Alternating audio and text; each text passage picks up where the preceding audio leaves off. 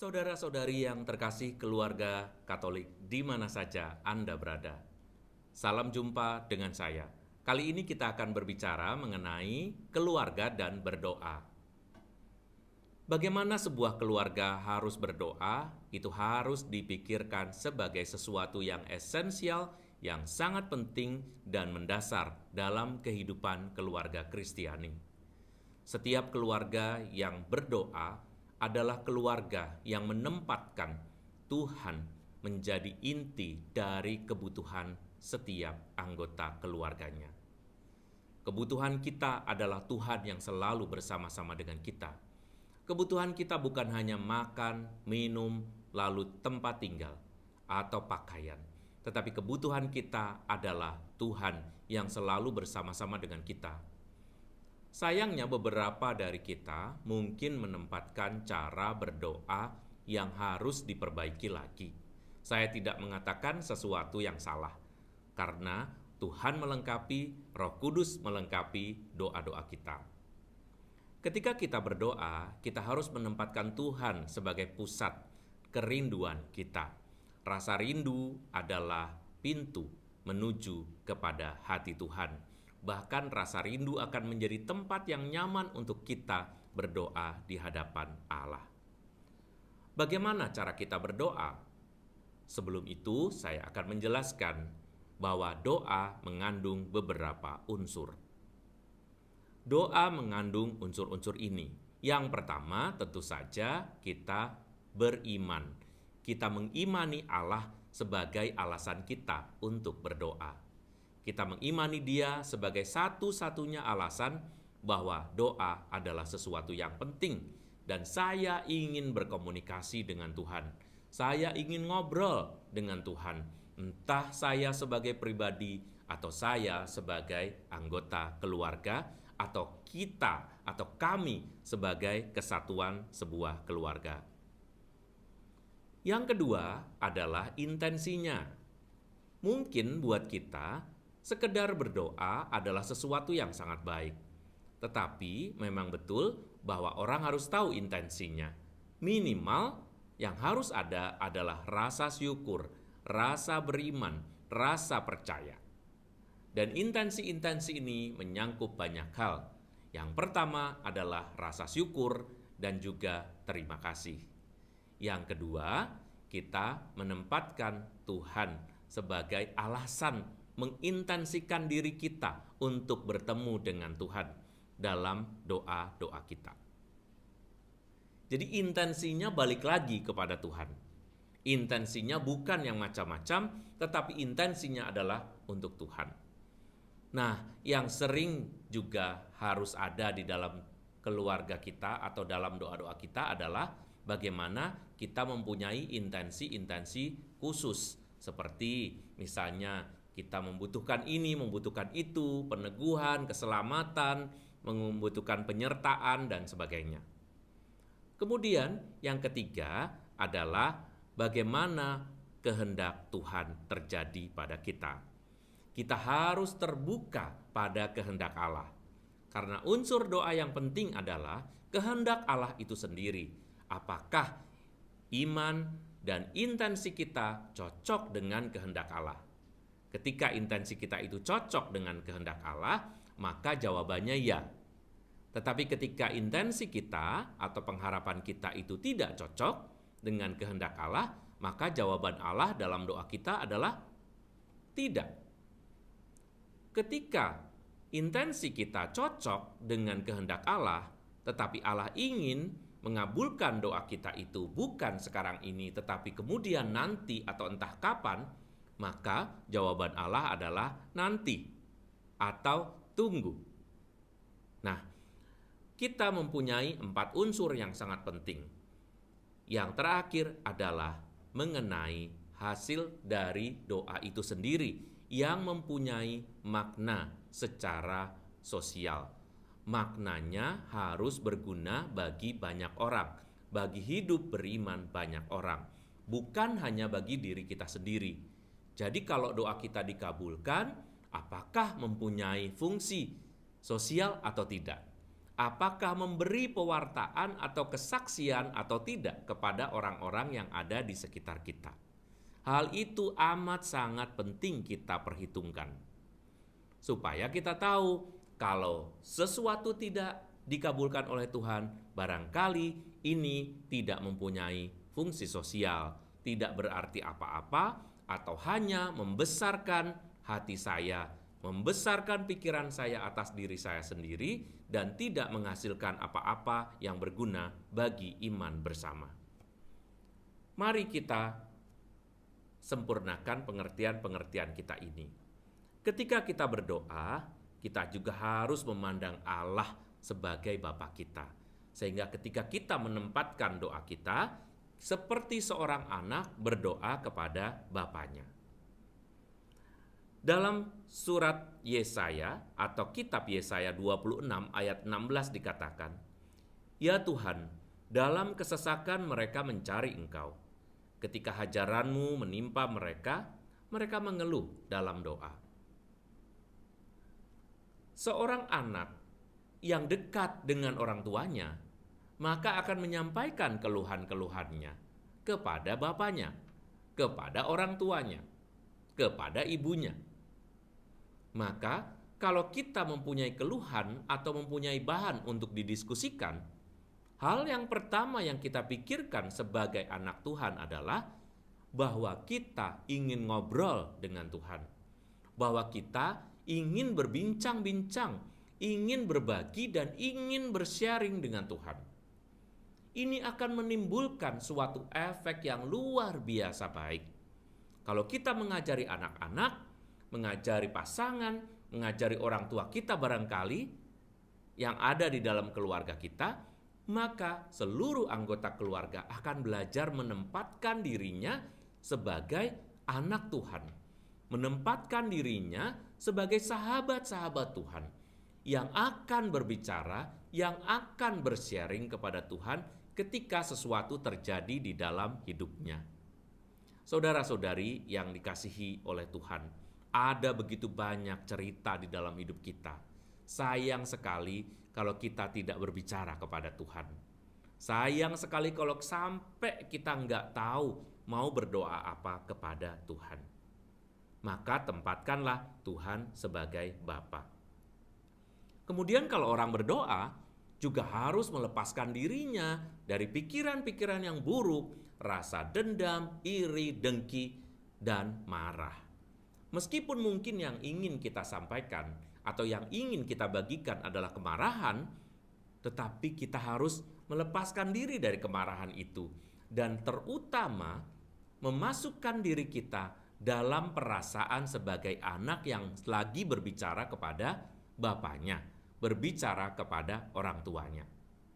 Mungkin kita juga mengatakan, "Tuhan, saya marah, Bapa saya marah, Bapa saya jengkel." Boleh, tetapi kemarahan tidak boleh memenuhi pikiran kita, sehingga apa yang kita katakan hanyalah kemarahan, dan hasilnya adalah doa-doa pengharapan kita, intensi kita tadi itu isinya adalah kemarahan, atau bahkan minta supaya orang ini, orang itu dihukum oleh Tuhan.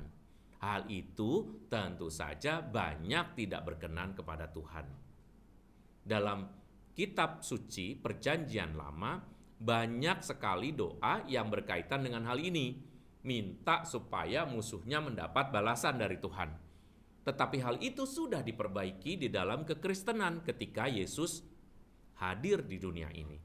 Dia mengatakan, "Berdoalah, doakanlah para musuhmu, ampunilah para musuhmu." Kalimat ini berarti bahwa menempatkan bahwa urusan kita dengan sesama itu adalah urusan dengan Tuhan juga.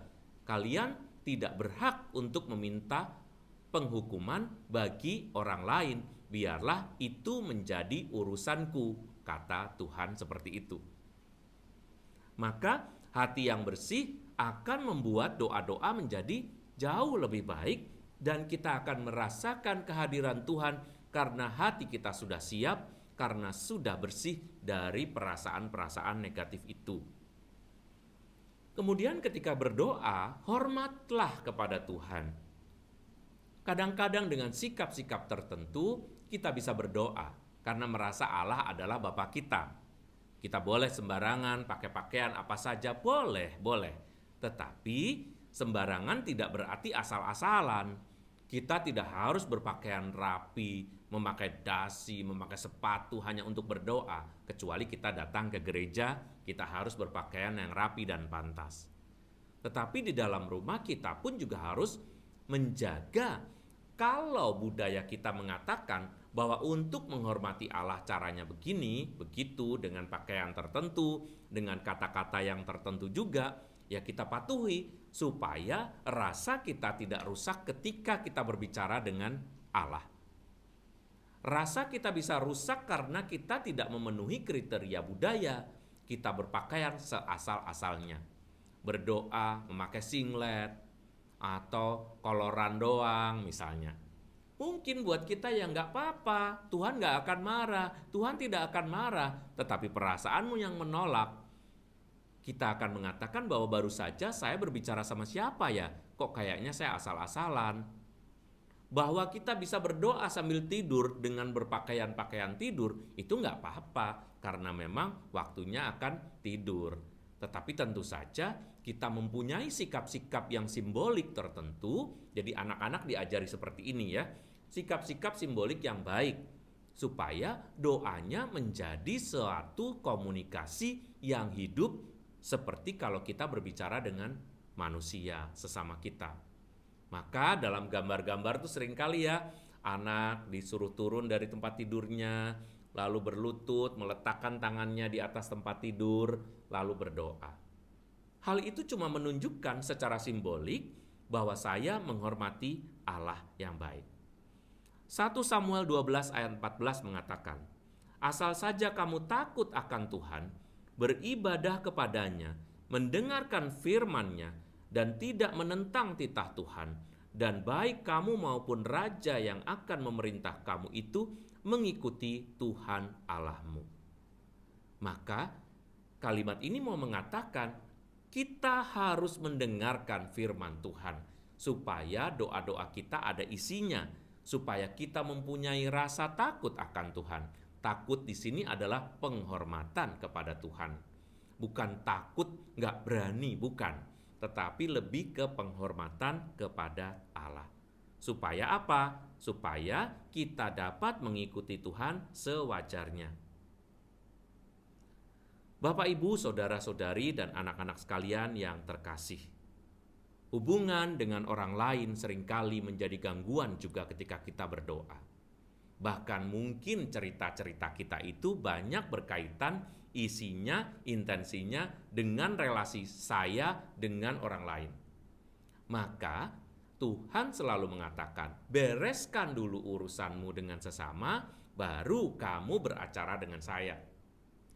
Kalimat ini tentu saja mau membuat kita lebih ringan ketika ngobrol dengan Tuhan.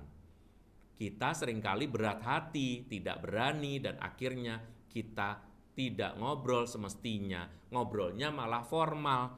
Apa yang mau dikatakan malah tidak dikatakan. Kita sibuk dengan rumusan-rumusan, padahal itu berdoa pribadi. Anak-anak pun jangan diajari berdoa, cuman ngapalin Bapa kami, Salam Maria, kemuliaan, terpujilah, Corona, maksud saya berdoa dengan cara-cara tertentu, ya. Lalu menghafal-hafal doa-doa tertentu. Hal itu tidak berarti suatu doa yang benar. Kita berdoa justru berkomunikasi sampai pada tingkat pribadi. Kalau anak-anak mempunyai hubungan pribadi dengan Allah sebagai Bapanya, maka Anda tidak usah khawatir. Sepanjang hidup mereka akan selalu disertai oleh Allah yang menjadi penyerta Bapa mereka, bukan hanya Anda sebagai orang tua. Maka kalau kita berdoa dengan baik karena kaitannya dengan orang-orang lain, kita harus memastikan bahwa hubungan kita sudah kurang lebihnya baik dulu dengan orang.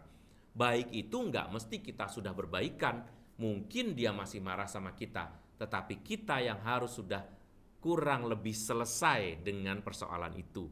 Sehingga pada saat berdoa, saya lebih nyaman lagi. Dikatakan di sana dalam Markus 11 ayat 25 tentang hubungan pribadi ini, dan jika kamu berdiri untuk berdoa, ampunilah sekiranya ada barang sesuatu dalam hatimu terhadap seseorang, supaya juga Bapamu yang di sorga mengampuni kesalahan-kesalahanmu. Juga berdoa juga bukan untuk pamer, ya. Doa itu jangan pamer. Kita seringkali pamer berdoa sehingga salah fokus, salfok. Alkitab menyebutkan bahwa umat Kristen tidak boleh berdoa untuk pamer. Kata Tuhan Yesus, doa pamer itu adalah doa orang munafik yang haus akan pujian. Dia mencela orang Farisi, Tuhan Yesus mencela orang Farisi yang sering berdoa di pinggiran-pinggiran jalan, di perempatan-perempatan jalan dengan menunjukkan bahwa dia sedang berdoa. Lalu dia sudah langsung mendapat upahnya ketika orang-orang kagum. Wah, ini orang suci, doanya banyak. Nah, maka apabila kita berdoa, berdoalah di dalam rumah Tuhan. Berdoalah di dalam gereja. Berdoalah di kamar kita. Berdoalah bersama seluruh keluarga di rumah kita.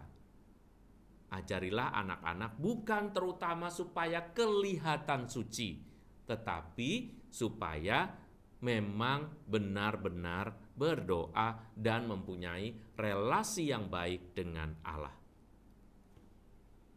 Bapak, Ibu, saudara-saudari, dan anak-anak sekalian yang terkasih, orang berbicara itu juga ada batasannya. Maka ketika berdoa juga jangan bertele-tele. Kalau doa bertele-tele, itu barangkali sudah lepas fokus atau sudah enggak fokus, hanya untuk memenuhi suatu waktu tertentu supaya enggak kelihatan doanya pendek, doanya dipanjang-panjangin sehingga tidak fokus. Nah, sebetulnya ketika kita berdoa, kita tidak perlu mengulang pernyataan atau perkataan-perkataan kita, karena sebetulnya Tuhan sudah mengetahui segala-galanya.